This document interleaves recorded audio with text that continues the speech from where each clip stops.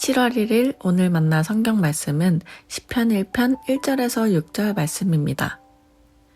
복 있는 사람은 악인의 꾀를 따르지 아니하며 죄인의 길에 서지 아니하며 오만한 자의 자리에 앉지 아니하며 오로지 주님의 율법을 즐거워하며 밤낮으로 율법을 묵상하는 사람이다. 그는 시냇가에 심은 나무가 철 따라 열매를 맺으며 그 잎이 시들지 아니함 같으니 하는 일마다 잘 될 것이다. 그러나 악인은 그렇지 않으니 한낮 바람에 흩날리는 쭉정이와 같다. 그러므로 악인은 심판받을 때에 몸을 가누지 못하며 죄인은 의인의 모임에 참여하지 못한다. 그렇다.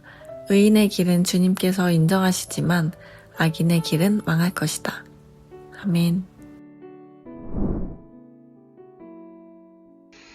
오늘 만나로 만나주시는 하나님을 기대합니다.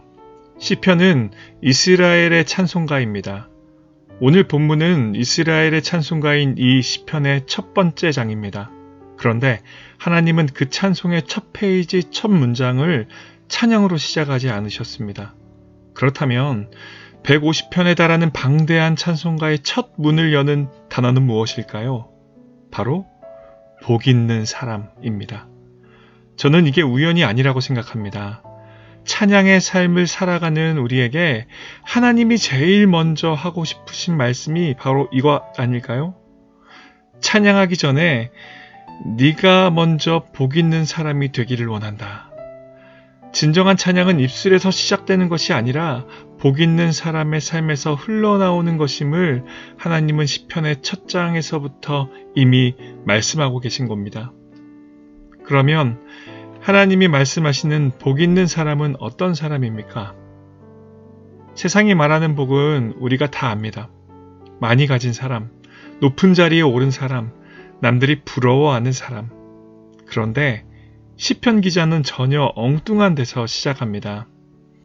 복 있는 사람은 악인의 꾀를 따르지 않고 죄인의 길에 서지 않으며 오만한 자리에 앉지 않는 사람이라고 합니다.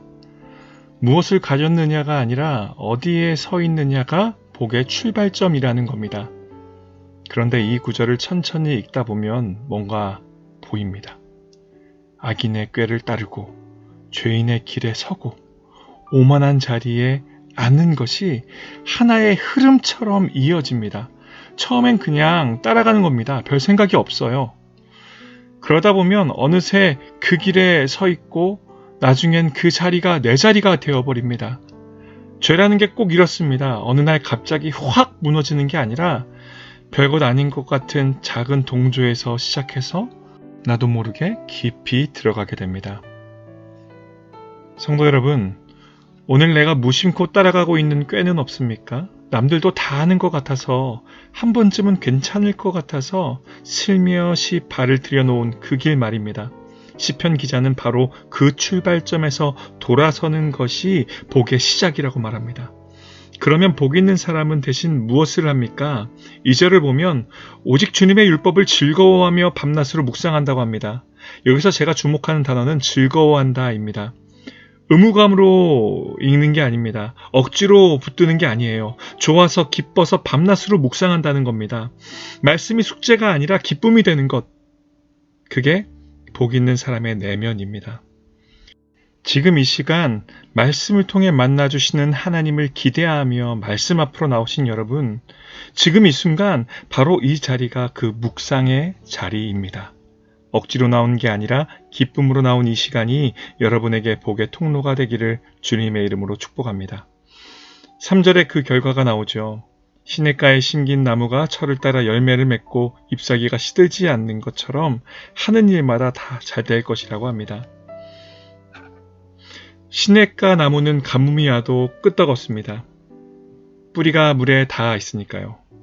세상이 아무리 흔들리고 환경이 메말라도 말씀의 뿌리를 내린 사람은 버팁니다. 그리고 때가 되면 열매를 맺습니다. 여기서 하는 일마다 잘 된다는 것은 내가 원하는 대로 다 된다는 뜻이 아닙니다. 하나님의 때에 하나님의 방식으로 반드시 열매가 맺힌다는 약속입니다. 반면에 악인은 어떻습니까? 바람에 흩날리는 겨와 같다고 합니다. 겨는 가볍습니다. 바람이 불면 어디로 날아갈지 자기도 모릅니다. 지금 아무리 화려해 보여도 잘 나가는 것처럼 보여도 뿌리 없는 인생은 결국 그렇게 됩니다. 심판의 자리에서 의인의 공동체 안에서 설 수가 없습니다. 마지막 6절에서 시편 기자는 왜 그런지를 딱 한마디로 정리합니다. 의인의 길은 주님께서 인정하시지만 악인의 길은 망한다고요. 악인의 길이 망하고 의인의 길이 형통한 건 그 사람이 뛰어나서가 아닙니다. 주님이 그 길을 아시기 때문입니다. 원어로 보면 이 인정하다는 단순히 허락한다는 뜻이 아니라 친밀하게 알고 직접 돌보신다는 뜻입니다. 하나님이 내 길을 알고 계시고 내 걸음 하나하나를 지켜보고 계시고 친히 붙들고 계신다는 겁니다. 오늘 이 새벽 여러분의 길을 하나님이 알고 계십니다.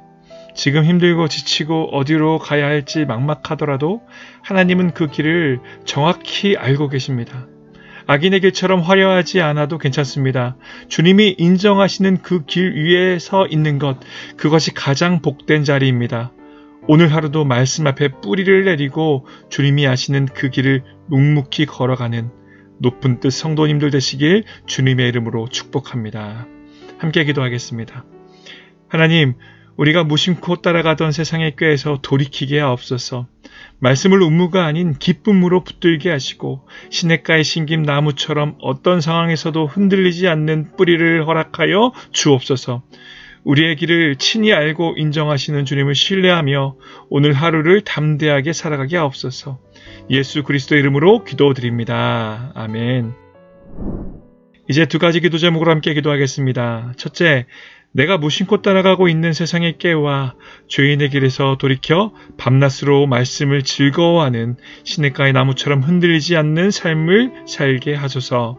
둘째, 다음 세대가 세상의 흐름에 휩쓸리지 않고 어릴 때부터 말씀 앞에 뿌리를 내려 때를 따라 열매 맺는 복 있는 사람으로 자라나게 하소서. 함께 기도하신 후 각자의 기도를 이어가겠습니다.